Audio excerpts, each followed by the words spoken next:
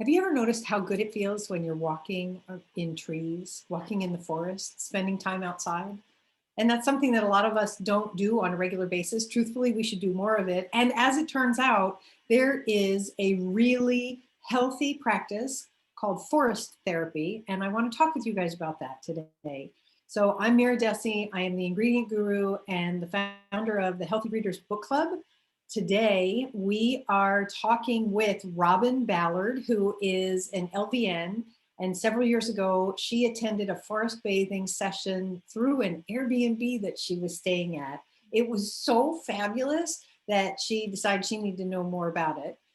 And she is here with Paola Gomez, who is a nutritionist. And when she went on her first forest walk, she immediately knew that this was something she wanted to do to help her clients. Well, it just so happens that in the Healthy Readers Book Club, we are reading the book Forest Bathing: How Trees Can Help You Find Health and Happiness. And I am delighted to have these two ladies here to talk to us and share their wisdom about forest bathing / forest therapy. So Robin and Paola, thank you so much for being here. Thank you. Thanks for having us. Yeah, we love Yeah, it absolutely. here. So we were talking just a little bit before we started, and Robin, you shared that the concept of forest bathing, Shinrin-yoku, is actually a Japanese thing, and that here in the US, there is actually a certification that people can get to become a forest therapy guide. Can you talk a little bit about forest therapy as how it's different than forest bathing? It's actually just exactly the same. There's not the same kind of tea ceremony that the Japanese have. The crazy thing is that in Japan, you actually get a prescription for forest bathing. And Wow. there's pharmacies outside of the forest, and you bring your prescription, and a therapist takes you out for your walk. But and they just did the same thing in Canada just this past year. Yes. Wow. And So so when someone goes to the forest for therapy, about how long do they spend there? we have, it depends on the person, the group. Sometimes there's 10 people, sometimes there's a couple. And I like to just take my time when there's less people, maybe children.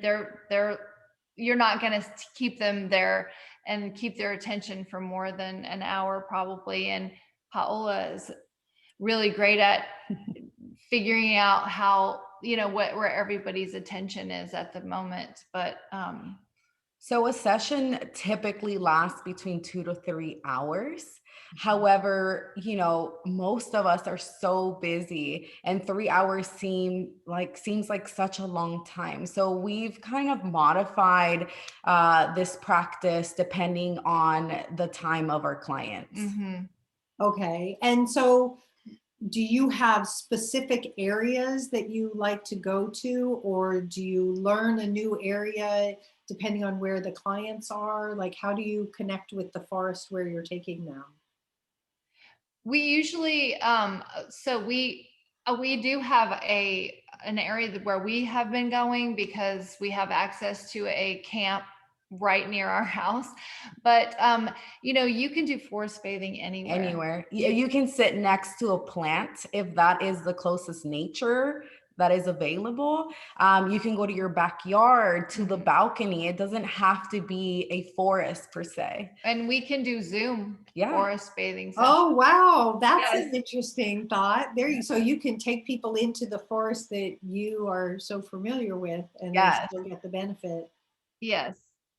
You Like know, my one of the, yeah, I was just going to say, one of the things that I found so interesting about this whole process as I'm learning more about it is the idea that even just looking at nature has such a beneficial impact on the body. Yes. Definitely. The thing about forest therapy is really going back to your senses. I feel like we live such a busy lifestyle, and we are surrounded by electronics. You know, we can't relax without turning on the TV or checking our Instagram account or our Facebook. We don't know how to check out. And with forest therapy, it really is about um, unwinding, but really just shutting off all these elements that are keeping us turned on, you know, and just really focusing on our five senses, really getting to know ourselves all over again, and then respecting nature, you know, breathing in fresh air, getting some sunlight, things that we don't do anymore. Yeah, I think, we spend so much time indoors these days and we forget that we really are designed to be outside in the sunshine and the fresh air, and that there are huge benefits to that. So speaking of that, what are some of the benefits that people might expect when they go on a forest therapy session? Like what would happen to them? So much. We can Oh tag my, team here. There's yeah. so much. Yeah. Your blood pressure lowers. You're going into a state of Liminality. liminality, Yes. where you're just so relaxed. You're so focused in what you're hearing, your breathing. So you're in this other state of relaxation. The trees give off a natural killer, like cell, like antibiotic called phytoncides, and when they release those and we breathe them in, everything in our body gets better. Your blood pressure decreases, your mood gets better. You're able to have more patience. Like you just feel so relaxed. And somebody asked me once, like, why do we need somebody to take us outside and do this? And I said, well, I mean, I can do yoga at home, but I really like going and having somebody like walk me through it. So Sure. it's very similar to that. Yeah. And I mean, I have breast cancer. And so all during my treatments, I even flew to Colorado just to be in the forest for long periods of time. And I did so good. Like, I really attribute so much to doing so well with the breast cancer to being outside and taking in all those things that increase your immunity and help you deal with a pandemic and And Well, help and I heal. would imagine also, you talked about our five senses. Mhm. Not that we're going to maybe be licking the trees, but I I imagine that when we're simply walking in the woods, we may be noticing a little bit of this or a little bit of that, but we're not as mindful or paying as close attention to how does, like, I remember at one point my husband and I were on, and this was it happened to be in a forest, but this was simply a hike with a counselor. And he mentioned that this particular tree where we were smelled like vanilla, Mm. and so to actually walk up to a tree and sniff the bark was not something I had done before. Right. So I imagine you're giving cues to people about how to connect on a slightly deeper level with Yes. the nature We around them. we give something called invitations. So you don't necessarily have to follow exactly what we invite you to do. You just let your mood or however your you feel, your body or body, decide what it wants to do. So you are free to follow or do your own thing. But we guide you into these invitations to that are kind open-ended. that are open Mhm. ended, and see where it takes you. So when someone does a forest therapy session, Mhm. it sounds like when they're finished with their 2 to 3 hour walk, they're feeling much more relaxed, they're feeling calmer, perhaps they feel a little more invigorated because they've been getting, that fresh air and sunshine and nature. How long does that effect typically last to be able to continue the benefits of that time outdoors. They say that if just 30 minutes in nature, and that means in your backyard, can increase your immunity for up to 30 days. And Wow. that is, it's proven. And if you look up, if you're curious about how nature heals, the sky's the limit. Maybe your next book. There you go. Yes. And so, can you share any interesting stories about forest therapy trips that you've taken, like things that have happened? Oh, yes. Oh yes. Well, Go ahead. okay. We've had emotions just flow, and some people don't even know where it's coming from. These are just suppressed emotions that will just come out. And it's unexplainable. We have like husbands that come because their wives are dragging them and they don't really want to be there, and they come with their arms crossed and they're like, oh, I don't want to be here. And they think it's weird, and they're the ones that cry the hardest. Mhm. And I'm not Wow. sure why. It's not, there's no, so an invitation, there's no right or wrong way to do this, and everyone has a different experience. Some people have a different, maybe they just feel like proud or happy or grateful, or but then some have a real emotional response, because I always feel like when I'm in the forest that it is almost like in a mirror. I'm looking in a mirror at myself. And I notice when you really are noticing what you're noticing, and you're really paying attention to where you are in that moment at that very second, it can be emotional, And a lot of the times, I found that it reminds people of their childhood. Mm-hmm. Really? Yes, Mhm. a lot, I'm going to be 30 years old, and I still grew up playing with dirt and being in nature as a child. This generation, these upcoming generations, they didn't get that, I feel like. So the people that we walk and that are older, they remember those times, because Yes. we, most of us, sit in a desk all day. We go really early to work and come back really late. We skip the sun.